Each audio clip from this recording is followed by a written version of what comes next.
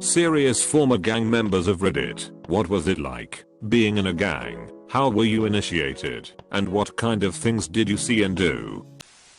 I was 80 East Side Skyline Peru, one of the original sets that made up the Bloods. I joined up when I was 13. Got jumped in by 5 for 30 seconds, then given my flag. I did the usual gangbanged, jumped people, robbed people, shot people, fucked hoes, sold dope. Became somewhat known because I was Middle Eastern and not black, so people took notice. At first it was cool, but then I noticed I caught the wrong people's attention for the wrong reasons. I was active up until I was 21, almost at Y.O.G status. I stopped because I moved every few years, and everywhere I went I noticed Bloods and Crips, and every city had different knowledge gang history you're taught prior to initiation. For instance, on the West Coast it's more of a block thing, everyone knows the big homie, so if you claim you're part of a set and people approach that set's big homie and he don't know you, that's your ass. On the East Coast it's UBN, United Blood Nation, and it's ran like the mob rather than Nogs, Yogig and BG. They have bosses and kappas. UBN knowledge starts with how the Millers made a Nick connection, and the 9-tree set was started in the 90s, completely different from what I was told. When I went to the South I seen that the Crips had gangster disciple knowledge and Bloods had vice lord knowledge, and most of their sets were non-existent in the West Coast. The gang shit is hella flimsy. I left that life alone, and I have a family now and own my own businesses. But sometimes these young bitch made motherfuckers step up, and I have to let them know who the fuck they are talking to. I come from the hood. My mom was in a gang back in the 60s, and that's where she met my dad. They were in the Swartzmakers. Apparently that had to do with death. I never asked them if they murdered anyone, but I hope not. Anyways, I grew up hoping to join a gang. I was young and stupid. I joined the Crackerpakers mainly because my friends did. The classic monkey see monkey do scenario. I've been jailed 3 times for battery and was too afraid to quit for 4 years. Finally quit the Crackerpakers last year. Feels liberating. I wasn't a banger, but I did do some drug mooling for an older Italian fraternal organization. I watched someone that I looked at like a father put a gun to a cop's head and pull the trigger twice. I got out after watching a cop executed from about 25 feet away. I was a fall guy because I was still a minor, so was never initiated. I still have nightmares about it sometimes, and it's been close to 15 years. There was only one upside. I got off the hard drugs I was on that day cold turkey. I tell people I know today that I was a completely different person when I was younger. Sometimes even I can't believe that I was ever involved in gang life. Keep in mind this was well over a decade ago. I was in a mixed race gang, however the majority were Hispanic. It started as a group of friends needing protection from other gangs, but progressed into just plain old criminal behavior. It was exciting to run from cops, cause trouble and occasionally dodge bullets, but really to a bunch of poor and poorly educated kids. To be part of something bigger than ourselves with a feeling of family, it felt good. Getting in was getting ranked in by getting your ass kicked for 30 seconds by whoever was already in the gang and wanted to participate at the time, which was usually between 5 to 10 members vs 1. Most days were spent getting high, cruising lowriders around looking for hints, or slanging dope, or looking to hit a lick, or starting shit with rivals, but mostly just chilling. A life of crime though has consequence, so rap sheets got long and jail was just another place to go. It was also a dangerous life though, lots of injuries and too many deaths of some of my closest friends. But after my best friend was murdered and my son was born, I made a change. I didn't find Jesus or any religion. I found logic and reason, moved far away from all the bullshit. I still keep in contact with 1 or 2 of my old homeboys, but most of them are dead, in jail, or strung out.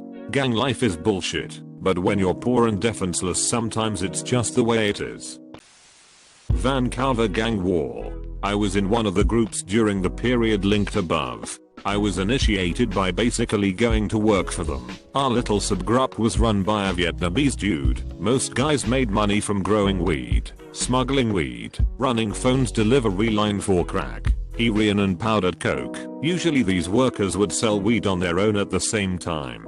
I had grow houses, worked a phone for a while. I also used to find people who were social butterflies and get them to sell stuff for me. Like if somebody had a little weed dealing business, I'd force them to buy wholesale off me. If they weren't affiliated with anybody, I'd also try to get them selling blow and E, since their customer base usually wanted those, cheaper and better quality than they were paying usually, so often I didn't need to threaten them. It was an interesting time in my life. Sometimes if a guy would get into a fight at a club, I'd get a call at like 1 AM to go get his back, and we'd have like 100 guys show up to put the boots to a group of maybe 10 guys who were starting shit. For a young guy it was honestly awe-inspiring. You get into a fight with some cocky douchebags at a club, and with a couple phone calls you have a bunch of dudes arriving in luxury cars to get your back. Most of the guys in those days came from nice middle class homes, so when the cops really started cracking down hard on gang activity, lots of guys just got jobs or moved out to the Vancouver area to grow weed. I work in the legal end of the commercial medical cannabis industry now, so luckily some of my skills transferred over. Lots of guys ended up in the oil patch. For some reason many became car salesmen. I joined a gang when I was 14. We were considered shorties to the actual big bad gang in East Chicago with a chance to be jumped in and marked a tattoo on your right calf at 16. Basically we were a bunch of wanabes. There were a couple big shit older kids who were our mentors, my big brother among them, but for the most part it was a bunch of 12, 13, and 14 years olds playing at badasses. But it gave me what I needed during that time, camaraderie. My family had just moved out of the projects of Gary, Indiana, as a half-white / half-Puerto Rican who looked all white. That was not fun at all, and to a little neighborhood right outside of Gary. I had no friends. We were still incredibly poor, and to top it off my father had just been diagnosed with lung cancer. My other major male role model, my grandfather, was confined to a chair in our living room slowly dying of depression and a rising number of strokes. Life sucked. The gang changed that, for a little while. I had friends again. After 2.5 years of every peer around me treating me with contempt because of the color of my skin. Even the one kid I considered a friend treated me like shit when other people were around. Having friends, being part of a group, I'd have done any amount of shitty gang banging for that feeling. It didn't matter that I had very little in common with any of these people besides the fact that we were all poor. We did some bad things, broke into a few houses, and beat the living hell out of one poor bastard for betraying our trust, and that summer ended with me doing a 2-month-long stint in the Lake County Juvenile Center, which made living in the projects seem like a wet dream. But for the most part we just hung out together, and acted like kids who were trying to act like they were too mature to act like kids. We'd smoke cigarettes thanks to a 19-year-old member of the gang who was my best friend at the time, but looking back, he was a complete and utter loser. Talk about banging chicks. Talk about kicking the asses of rival gang members or the asshole jocks at school. Talk about how badass we'd be when we got to join the real gang in a couple years. In hindsight I realize we were all just ghetto nerds who had banded together for the sake of banding together.